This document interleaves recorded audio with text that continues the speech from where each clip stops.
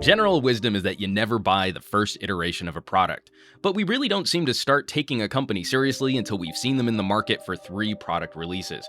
This is a big year for OnePlus, not only reaching a third smartphone, but also growing up and dumping the invite purchasing system used in the past. Now, any review of this phone can take one of 2 courses, focusing on the performance of this device as it relates to the price, or treating this phone as more of a competitor to higher priced flagships. For the sake of expediency, we'll be focusing on the former more than the latter. We can just take it for granted that all value judgments and opinions should end with the phrase, "for the price," so I don't have to repeat that particular phrase ad nauseum. Now, starting with this design, it's an attractive handset. The aluminum frame, these clean, simple lines. We're not breaking any new style ground here, but we're clearly refining the brand's look, which is progress. There is an evolution of sorts moving from the OnePlus 2 to this phone, even if we can point to some inspirations from companies like Huawei and HTC. Though the thinness is a bit marred by this camera bulge on the back. Overall, it's a clean-looking device. It might not turn heads when used in public, but it certainly won't be derided. We do miss the bolder design choices from previous phones like the sandstone back on the OnePlus 2. I'm not particularly won over by thinness, so most of the time spent reviewing, it has lived in the sandstone snap-on case. A nice throwback to the feel of the OP2, but not quite as elegant as having this material built into the back of the phone. On paper, the OnePlus 3 has a respectable balance of specs. The 5.5-inch display is a 1080p AMOLED panel, more on the screen a bit later in this review. And below the screen, we've got a snappy, always-on fingerprint sensor which doubles as the home button. We have a Snapdragon 820 on tap to power the device. Nice seeing the current top-of-the-line chipset from Qualcomm here. The OnePlus 3 has 6GB of RAM, which you can't quite really use all of, and 64GB of built-in storage. There's a dual SIM card tray, but no micro SD card expansion. The rear camera bulge holds a 16-megapixel shooter with optical image stabilization, which is backed up by an 8-megapixel front-facing camera. And like the frame, the battery also shrinks to a 3000 mAh pack, down from last year's 3300, but still keeps pace with most flagships produced this year. OnePlus was early to the USB Type-C game, and now adds their own flavor of fast charging to the mix. Yeah, for $399, it's a solid list of hardware features. Though the display has already generated a little controversy. Moving from an LCD last year to AMOLED this year would normally be a move we'd praise, but the screen on this phone really isn't one of the OnePlus 3's strong points. I still stand by my comment from our first impressions video that it's generally fine at arm's length, but it's dimmer than last year's OnePlus 2, making it more difficult to see outdoors. Another issue comes down to this sub-pixel arrangement. On the OnePlus 2 LCD, we see a proper RGB stripe. Every pixel has corresponding red, blue, and green sub-pixels. Moving to AMOLED means we lose some of those sub-pixels in a pen tile arrangement.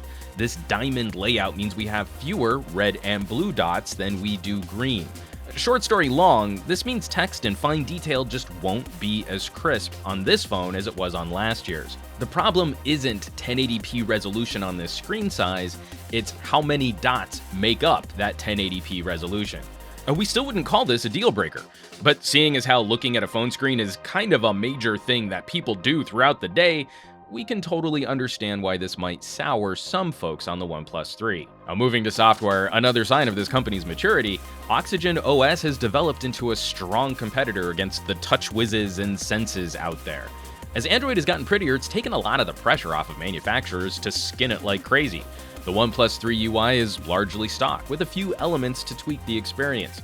There's a handy little side panel where you can customize a vertical pane of widgets and shortcuts. We've got a handful of gestures to wake the screen or launch the camera. And there's a simple, alphabetized app drawer, major kudos there. And the dark theme comes in handy, especially when using the phone at night. The main gripe we can point to might be this home screen arrangement. There's a ton of wasted space up at the top where a whole extra row of icons could live. We can change the app drawer grid spacing, but not the home screen tiles. But how does this software run? We're happy to report that in-app performance is terrific. No surprise, as this is the same processor you'll find in most flagship phones. Sliding through the UI is slick and smooth. Looking at apps which will tax this hardware, games play great. Implosion ran like butter. And while we saw some stutters on Marvel's Future Fight, the lower screen resolution seems to help here over phones like the Galaxy S7. And we're happy to report that after a handful of missions, the phone runs cooler than metal-backed devices running last year's Qualcomm 810 processor. Now, circling back to my earlier jab about the RAM, OnePlus considers this a feature and not a bug. This phone will aggressively dump background apps from memory to preserve battery life. If you're just swapping back and forth between a handful of apps, you're unlikely to encounter issues. But then, why have 6 GB of RAM? We really hope OnePlus loosens the restrictions on this behavior, like Samsung ultimately did with similar RAM management last year on the Galaxy S6. But if you can't wait, the groovy dudes over at XDA have already found a workaround to get a bit more kick out of this hardware. Network performance on AT&T was solid around town, though reception often lagged a couple decibels behind the Galaxy S7, and indoors I would sometimes find the phone had completely disconnected from the network, another issue we hope is addressed in a future update. And Wi-Fi performance is similarly mid-pack. Your connection to a router will fall off a bit faster than when using more expensive phones. Moving to the camera, we have the most in-depth review of the OnePlus 3's capabilities available online as a separate video linked below this review. You won't find a deeper dive covering all aspects of this camera's performance, but as a brief overview, this phone camera is a solid performer with a handful of compromises. Photos are largely well exposed, if a bit on the juicy, saturated side. Spot metering helps make sure the camera is exposing for what you focus on, and the phase detect focusing system is reliable enough for us. Low light performance is kind of a grainy mess though, and there's a separate HDR-style denoise setting to help clean up output, but it's not well communicated to consumers what this setting does. The app is clean, simple, and well laid out, but it could do with a little bit better conveyance for explaining how it all works. Even though the phone produces UHD video performance is a bit weak. Whether it's twitchy image stabilization, noise reduction wrecking the audio, or compression artifacting wigging out the sky, we can't say this is one of our favorite video shooters. The slow motion does come out smooth though, so that's kind of fun. But seriously, if you really want to know what this thing can do, hit our real camera review to see over 13 minutes worth of samples in glorious UHD resolution. Shifting gears, let's have a chat about the audio. It's one of the most glorious moments as a reviewer when a phone truly takes you by surprise. Initial impressions were very positive, clean, punchy, balanced output from the headphone jack. This amp is more powerful than the hardware found on the Galaxy S7 or LG G5. And running this phone through some analyzer tools, it handily beat those two flagships and trailed closely behind some of our absolute favorite music phones like the HTC 10 and LG V10, just nipping at the heels of the iPhone 6s. This was shocking in the best way possible. The OnePlus 3 is a very good option for the audiophile on a budget. And that bottom firing speaker is no slouch either. Not the loudest we've tested for alerts and notifications, but it provides detailed and crisp playback.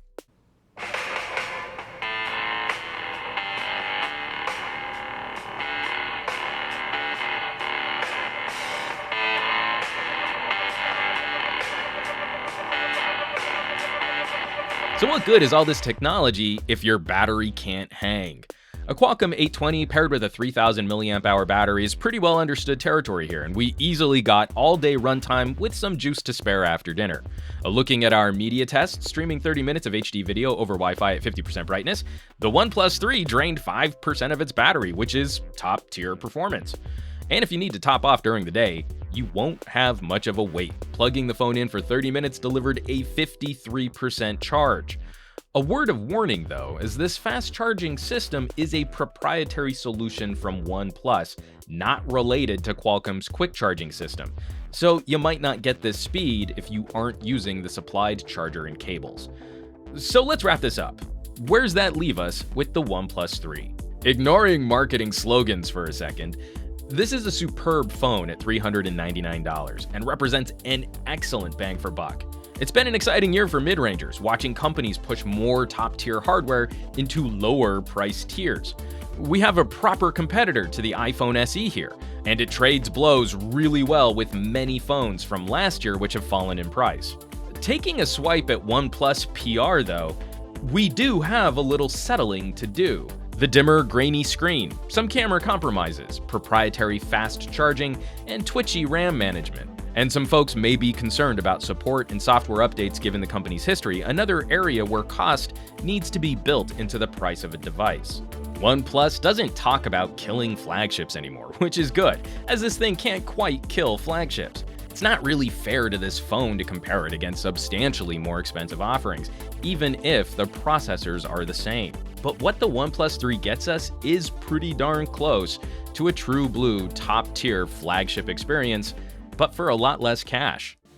Judged by that criteria, it's a successful experiment from a company we're happy to see grow up. As always, thanks so much for watching. Be sure to subscribe to this channel for our full OnePlus 3 coverage. And did we mention the camera review? Because you should really watch that camera review. For Pocket Now, I'm Juan Carlos Bagnell, some gadget guy on Twitter and Instagram, and I will catch you all on the next review.